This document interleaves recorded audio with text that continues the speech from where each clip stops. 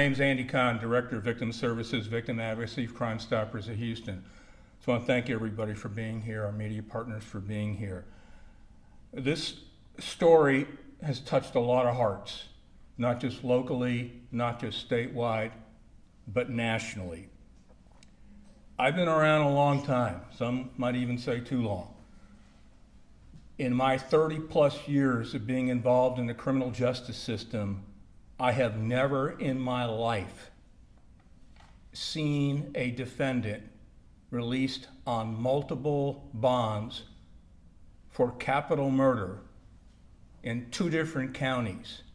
It used to be unheard of that you would actually get a bond for capital murder. Now, it seems to be routine. But 2 bonds for 2 capital murders? That's not going to go over. Capital murder is the only offense in which a judge has discretion.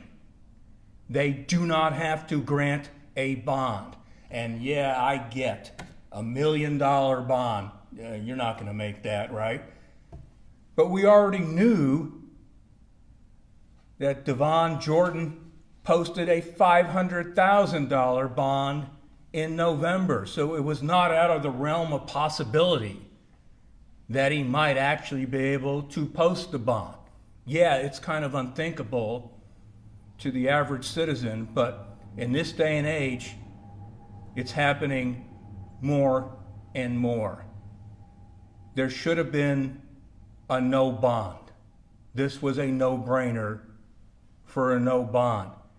When you look at his history that has been ongoing in multiple counties since 2019, I don't know how you can't come to the conclusion that he is not a walking, ticking time bomb that's a threat to everybody within a multi-county jurisdiction.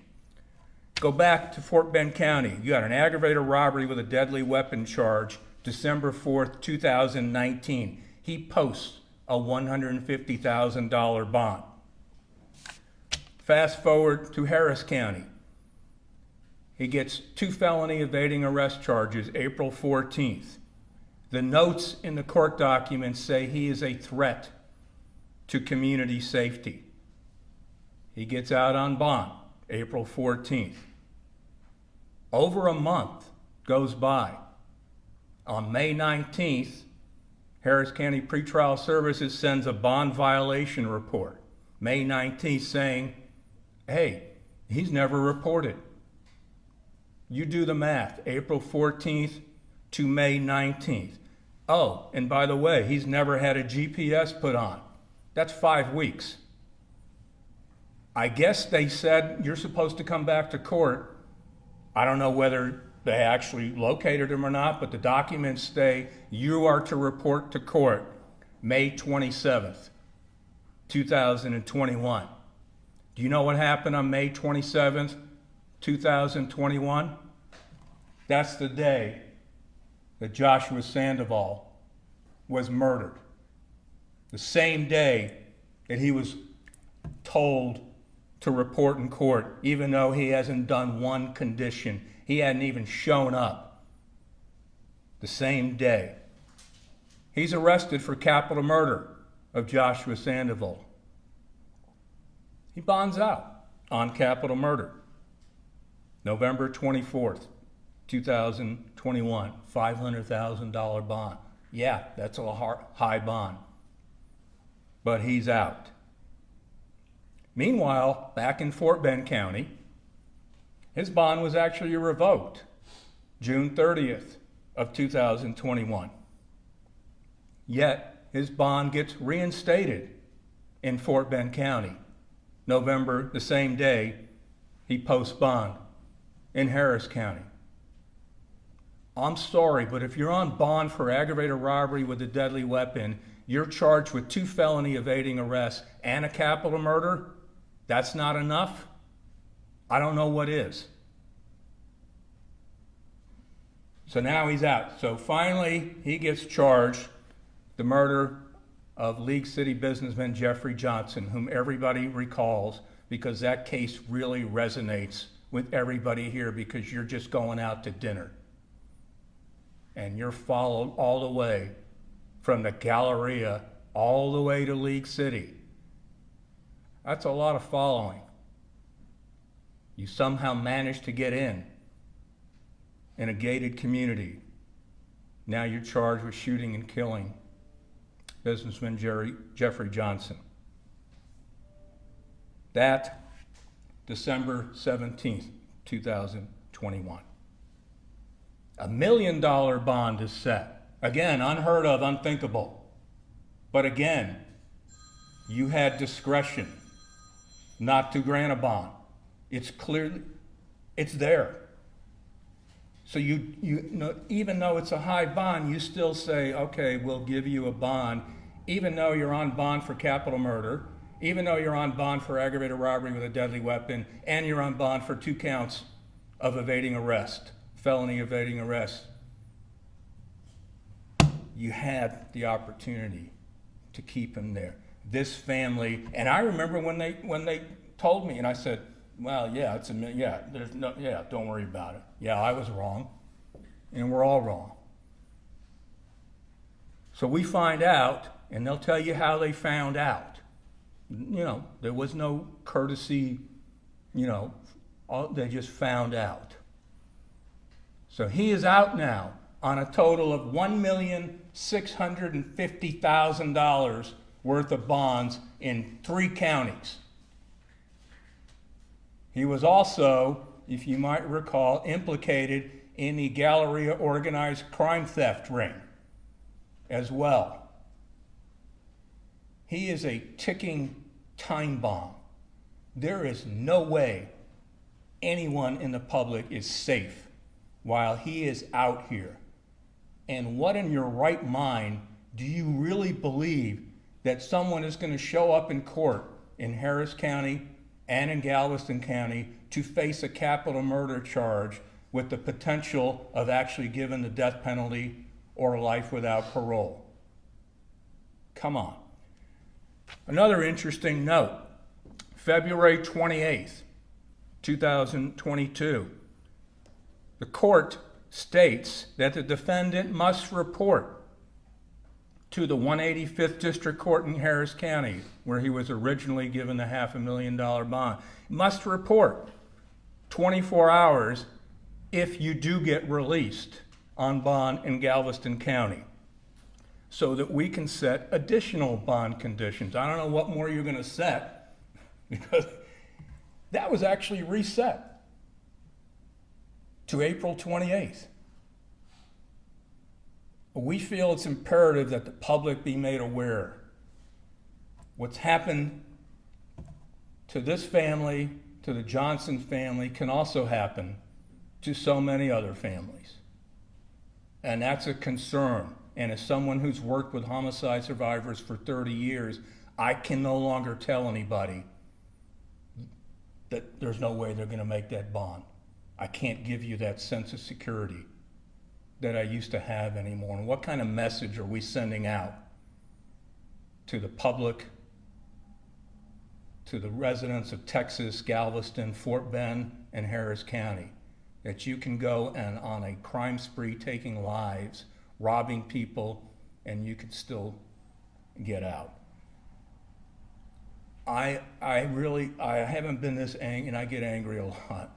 I haven't been this ticked off in a long time.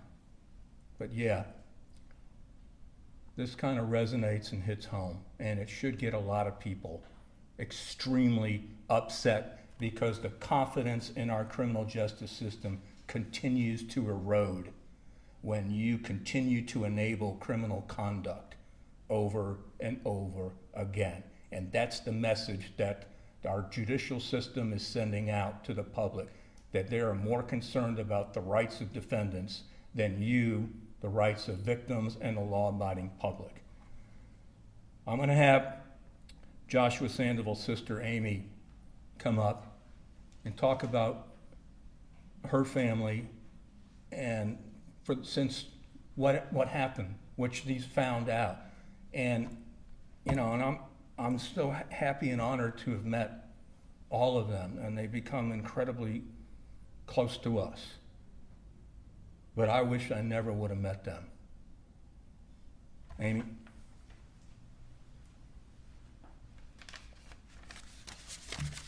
Hello, my name is Amy Castillo, and Joshua Sandoval was my brother. And just some things about Josh, he was amazing. Josh's light was diminished too soon because of the negligence of the court systems. Like Andy said, we can't deny bond.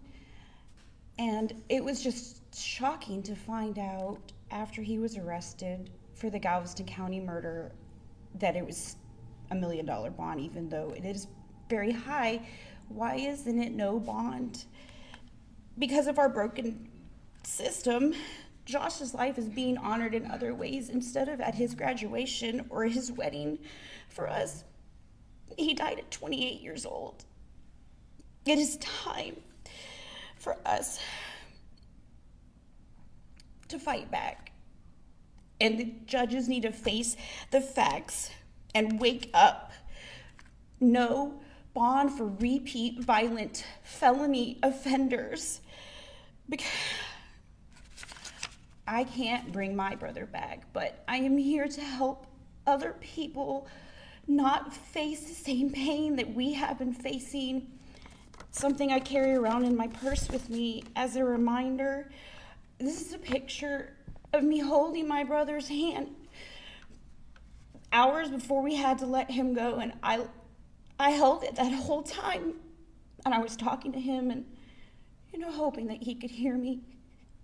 But I don't want any other family member to be here or here, and I carry this so that I can show people we need to change. Hey, Amy, how did you? We'll take questions. Oh, okay. Sorry, Randy. I always wanted to do that to you, so. Many times you wanted to do that. I'm going to ask Josh's brother, Omar, to come up and talk about his life and his legacy. And and Amy's right. They don't want others to be in the same situation. And this is just horrific what we're seeing. Hello, my name is Omar Sandoval. I'm the eldest of our brood, and Joshua was our baby brother. He came into our world very happily, and he spread nothing but joy his entire life. He could light up a room instantly with a smile, and his personality and just his energy and his warmth was just infectious. To know that our criminal justice system, especially here in Texas, is allowing for these repeat violent, extremely violent offenders to continue to be released and to continue to prey on everyday citizens that have nothing to do with them, but it's mind-boggling, and it's very unsettling that anybody would allow this to continue to happen, to allow people back on the street who have not once murdered, but twice that we know of, at least, and to allow them to be free to roam. And this is clearly a miscarriage of justice, miscarriage of the justice system here in our country, and especially here in Texas, where we're supposed to be tough on the law. We're supposed to be tough on the bad doers. We have Governor Abbott even saying, trying to, crack down more on these no good people. But clearly there's nothing being done to prevent that from happening again. Josh's light, like my sister said, is permanently extinguished, but a part of him lives on in all of us. And it's weird and sad and gross all at the same time that we're even here today, because it's still sinking in to me. And the 1 year anniversary of his death is coming up, and it keeps bothering me. It's on my mind every day now. And I honestly don't know what's going to happen. And for this to have been dragged on this long, and then for this case to be so convoluted, and then now to find out that this guy's back on the streets, it's ridiculous. It is ridiculous. So my hope is that justice will be served. I am confident in that. However, the speed of this is clearly not as important to some people as it is to others. But for us here to be able to continue to speak on our brother's behalf, we will continue to do that, and we will not ever be silenced as a result of this, no matter what happens moving forward. So we will get justice for Josh. Thank you. I'm going to ask for Joshua's mother, Glenda, to come up, and what it's been like for her as she continues her journey, and what it was like for her to find out why we're here today.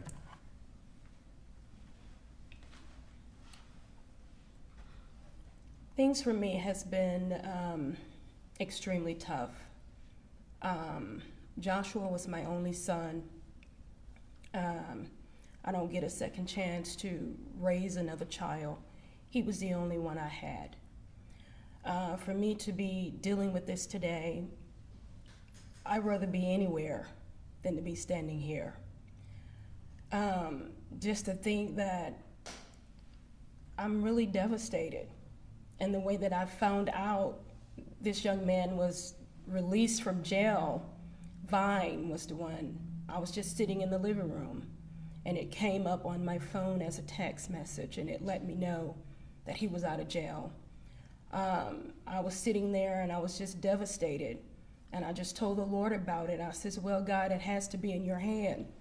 You know, I do understand that he has rights, but as a victim and my only son, I have rights too. And I was assured through the DA that because he was going to Galveston County, that he would not be getting out of jail. No chance of it. I am totally devastated to know he told me in Harris County, they're lenient here, but in Galveston County, they're gonna hold him. And for him to be on the street today, I'm in disbelief. I'm shocked. I am. We have pictures that are available as well. And again, I have the documentations of the $1 million bond, as well as everything else that's been documented on this case when he got out, all the Fort Bend stuff as well. I said, I thought, just when I think I've seen it all, I haven't. And this case clearly proves we got a lot of work to do. And somehow this message has got to get out there that we are not going to tolerate this anymore. I don't think this is going to be the last time we've ever heard of the name of Devon Jordan, just based on his track record and his criminal history. I just hope and pray to God that no one else ends up like both of these families. And you gotta hope, you gotta hang on to hope, but based on everything that I've seen in his history, somebody will end up paying the price for this. And just want to thank our media partners. The Chronicle's not here, so I can say media partners, so that's good. Any questions for anybody? Who was the judge that issued these bonds? Which case are we talking about? Both cases, the Sandoval and the Johnson. It was Judge Luong in the 185th. Judge Long? Luong, it's Leoung in the 185th, and in Galveston it's Lonnie Cox, is it, I believe? Yeah, that's what the documents show here, so. Do you have the court number for the Galveston? I'm sure it's up here somewhere. Yeah, it is the 56. Yeah, 56 court, right here's the $1 million bond, cause number 21CR4111. And who's the judge in that case again? Lonnie Cox.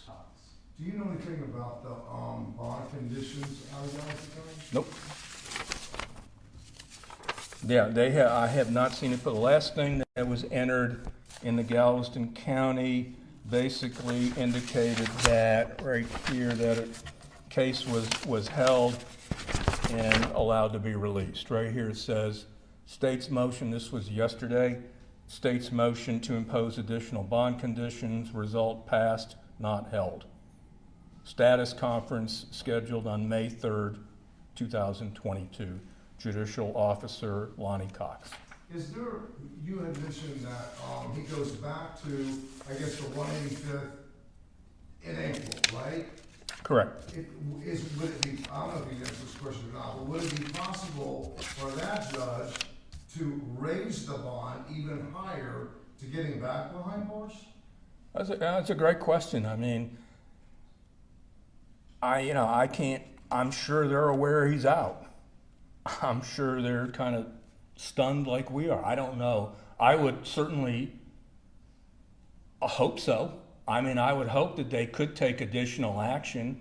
I'm sure they were shocked as well. But we can't be shocked anymore. And here's proof.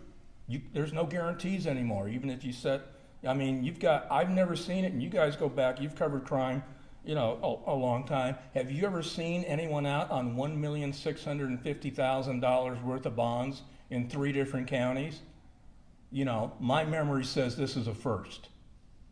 And my memory also says that this is the first time someone has been out on multiple capital bonds in 2 different counties. And there's, Do you know what percentage of the bond he posted? No.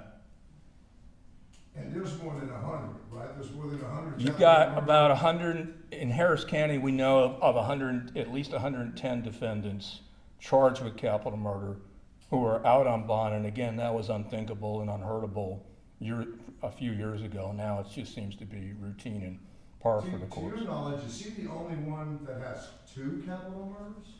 The only one out on bond. Yeah. right, Yeah, right. the only one out on bond. Andy, the investigation shows that he was part of a robbery crew. What assurances are there with his bond conditions that he's not gonna hook up with? There's no, I mean, you can put bond conditions galore, you can have them, whatever, it's not gonna stop them. My adage on any offender who's court ordered to wear an ankle monitor has always been an ankle monitor is as good as the offender who wants to honor it. If they want to honor it, it's the greatest tool in the world. But guess what? If they don't want to honor it, and you guys know it as well, nothing's going to stop them from removing them. This guy has violated his bond every single county, and I'm sure he's going to violate it in Galveston as Yeah, well. how he's able to get the money to post the bond, or who's kind of helped him? Good questions. I mean, that's,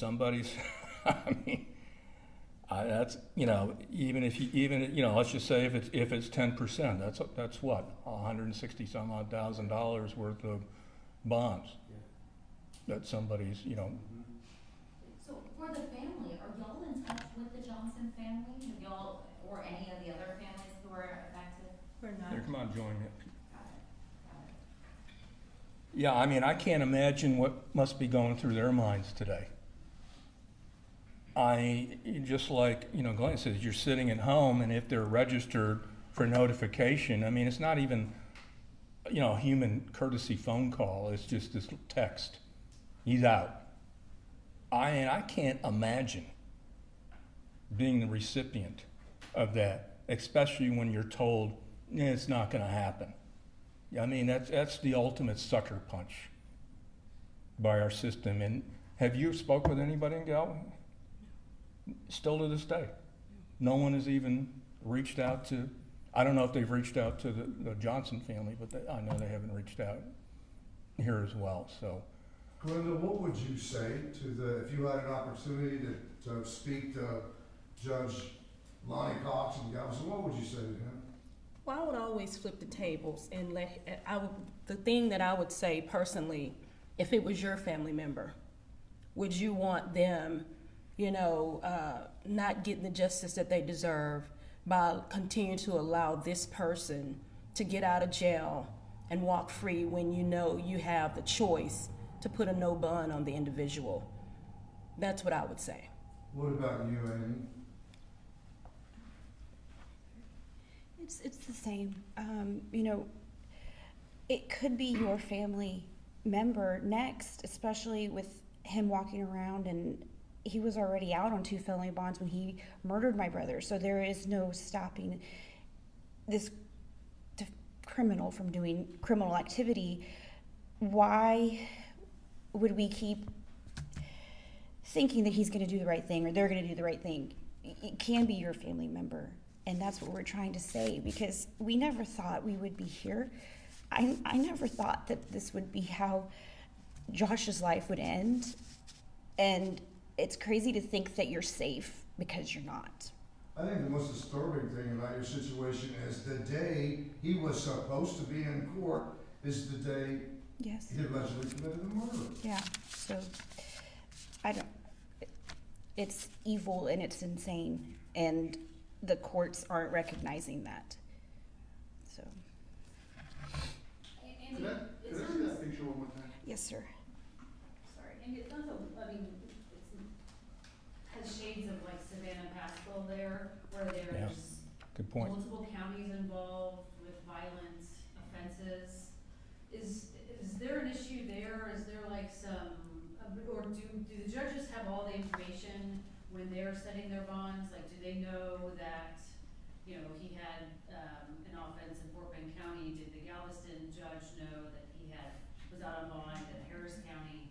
I mean, those are great questions. We keep on asking them. Where's in the left hand, right hand? How could you not know this? But obviously, they must have known in Harris County because they actually stated if you are to be, you need to report.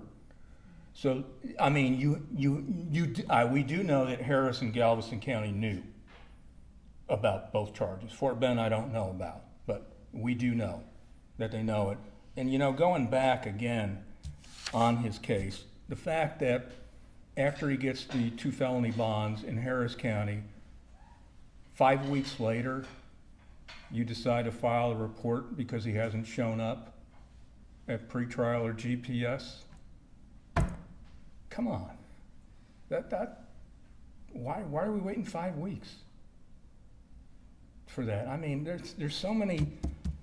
If you go back and just look at it, there were so many opportunities to prevent any of this from happening if our system would have been more proactive than reactive.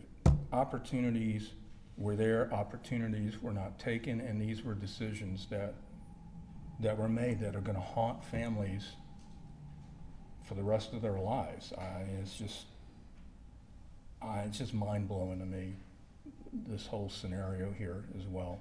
And I can provide you with the timeline that we developed on this so you can see for yourself on this as well. I mean, back in April of 21, the courts were warned he was a threat to public safety. And you know, I'm not exactly sure how old he is. I think he's what? 21. He's 21 years old, Devon Jordan. Do you think you did him any favors by continually releasing him time and time again? Now look, you're facing potential death penalty or life without parole. Did you do him any favors when it was pretty obvious he wasn't going to be a law-abiding, productive member of society, and you kept punting him out? And now look. So, I mean, I don't know what to say. Something's got to give. Something's got to change. Hopefully, this can be a catalyst for change.